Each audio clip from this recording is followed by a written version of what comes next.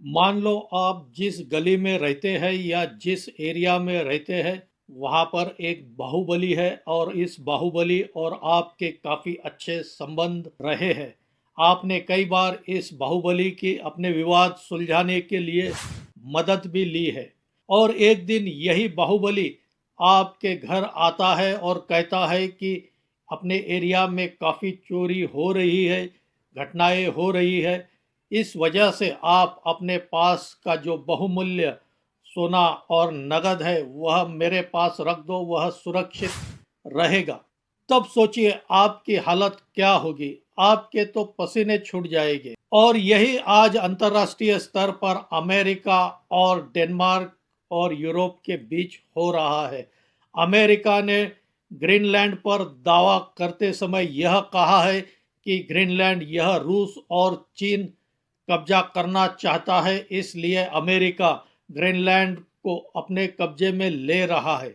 एक तरह से कहे तो जिस देश पर डेनमार्क और यूरोपियन देशों की रक्षा करने की जिम्मेदारी थी, आज वही ग्रीनलैंड का भक्षक बन चुका है, रक्षक ही भक्षक बन चुका है। यह दुनिया के उन देशों के लिए भी सबसे बड़ा सबक है जो देश अपनी सुरक्षा के लिए दूसरे देश पर निर्भर रहते हैं।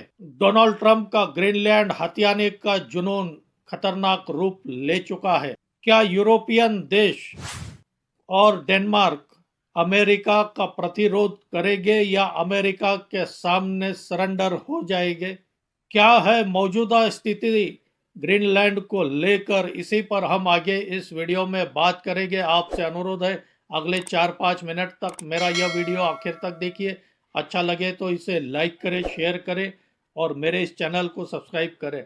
नमस्कार दोस्तों, मैं राजेंद्र दायमा आपका स्वागत करता हूं मुंबई टुडे लाइव चैनल में। अभी पिछले महीने ही डोनाल्ड ट्रंप ने वेनेजुएला के राष्ट्रपति मादुरो को अपने देश उठाकर बंदी बनाकर ले आए और अपने आप को वेनेजुएला का प्रेसिडेंट घोषित कर दिया। इसके बाद डोनाल्ड ट्रंप ने अपना मोर्चा ग्रीनलैंड की ओर मोड़ दिया। ग्रीनलैंड यह डेनमार्क का ऑटोनॉमस स्टेट है, एक राज्य है, लेकिन डोनाल्ड ट्रंप ने इस ग्रीनलैंड पर अपना दावा कर दिया है। खास बात यह है कि डेनमार्क यह अमेरिका का मित्र राष्ट्र है। हर अंतर्राष्ट्रीय मंच पर और अमेरिका ने अभी तक जितने भी अंतर्राष्ट्रीय स्तर पर सैनिक कार्रवाई की है उसमें पूरा साथ डेनमार्क ने अमेरिका का दिया है। यूरोप के कई देश अपनी सुरक्षा के लिए अमेरिका को तगड़ी फीस देते आए हैं और पूरी तरह से अमेरिका पर अपनी सुरक्षा के लिए निर्भर रहते हैं।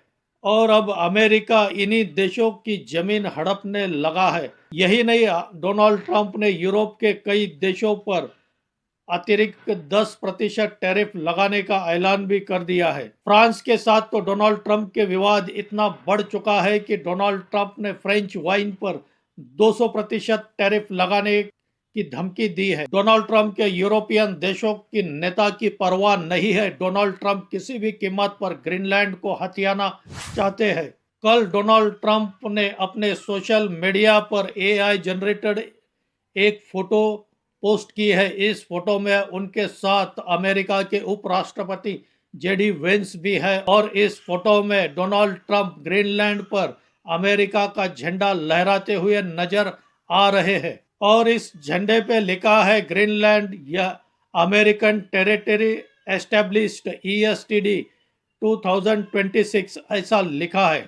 यही नहीं, डोनाल्ड ट्रंप ने एक दूसरी तस्वीर भी अपने ओवल ऑफिस की सोशल मीडिया पर डाली है। यह भी एक एआई जनरेटेड फोटो है और इस फोटो में यूरोपियन देशों के नेता यह डोनाल्ड ट्रंप के सामने बैठे हुए हैं और बाजू में एक अमेरिका का नक्शा दिखाया गया है। इसमें वेनेजुएला और ग्रीनलैंड पर अमेरिका का झंडा फहरा रहा है। अब आप समझ सकते हैं डोनाल्ड ट्रंप कितने निचले स्तर पर गिर चुके हैं। दुनिया का सबसे शक्तिशाली देश अमेरिका और उसका राष्ट्रपति एआई जनरेटेड फोटो का दुरुपयोग किस तरह से कर रहा है यूरोपियन देशों को धमकाने के लिए। फ्रांस के राष्ट्रपति मैनुअल मैक्रो ने कुछ दिन पहले डोनाल्ड ट्रंप को एक पर्सनल चिट्ठी लिखी थी। इसमें उन्होंने ग्रीनलैंड को लेकर अपनी चिंताएं जताई थी और साथ में यह भी कहा था कि दावोस में हो रहे इकोनॉमिक फोरम के बाद एक G7 की मीटिंग बुलाई जाए, इसमें ग्रीनलैंड पर चर्चा की जाए।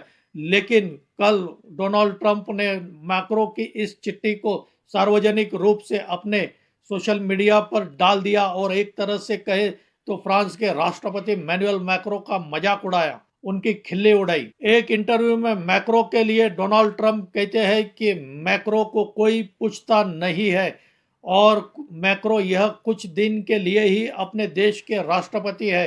क्या डोनाल्ड ट्रंप का इशारा इस ओर भी है कि क्या फ्रांस में भी अब वे तख्ता पलट करने जा रहे हैं? आज डोनाल्ड ट्रंप कितना खतरनाक खेल खेल रहे हैं, यह यूरोपीय देशों के नेताओं को आज अनुभव आ रहा होगा। उधर ग्रीनलैंड विवाद को लेकर रूस ने भी एक बयान दिया है। रूस का कहना है कि वह ग्रीनलैंड पर कब्जा करना नहीं चाहता है। रूस ने यह भी कहा है कि ग्रीनलैंड यह डेनमार्क का हिस्सा नहीं है और इसलिए अमेरिका इसलिए अब इसे अपने कब्जे में ले सकता है।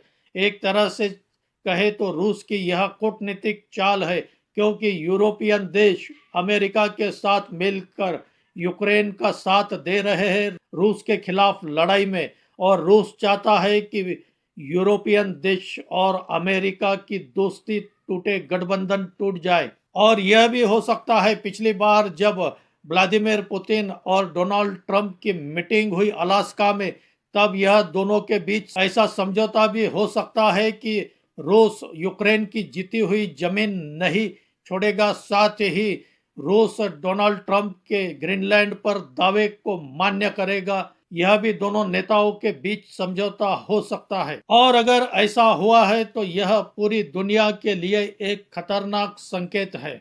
उधर ब्रिटेन की संसद में लिबरल डेमोक्रेट नेता डेवी ने डोनाल्ड ट्रंप के बारे में संबोधित करते हुए कहा है कि डोनाल्ड ट्रंप यह इंटरनेशनल गैंगस्टर की तरह व्यवहार कर रहे हैं। डोनाल्ड ट्रंप एक ग्लोबल बुली की तरह व्यवहार कर रहे हैं। रूस के राष्ट्रपति व्लादिमीर पुतिन ने भी यूरोपियन देशों की खिल्ली उड़ाई है। उन्होंने एक इंटरव्यू में कहा है कि यूरोपियन देश आज तो अमेरिका का विरोध कर रहे हैं, लेकिन बहुत जल्द ही वे अमेरिका के सामने सरेंडर हो जाएंगे और अमेरिका के हाँ में हाँ उनको मिलाना ही पड़ेगा। यूरोपियन देशों में इतनी हिम्मत नहीं है कि वे अमेरिका का विरोध कर सके। एक तरह से कहे तो यूरोपियन देशों का मजाक व्लादिमीर पुतिन ने उड़ाया है। दोस्तों, आपको क्या लगता है, वेनेजुएला के बाद अब ग्रीनलैंड यह अमेरिका के कब्जे में आ चुका है? आपकी क्या राय है?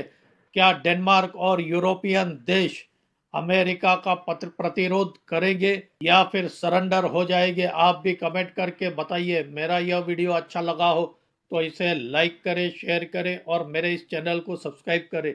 आज यही रुकते हैं। धन्यवाद।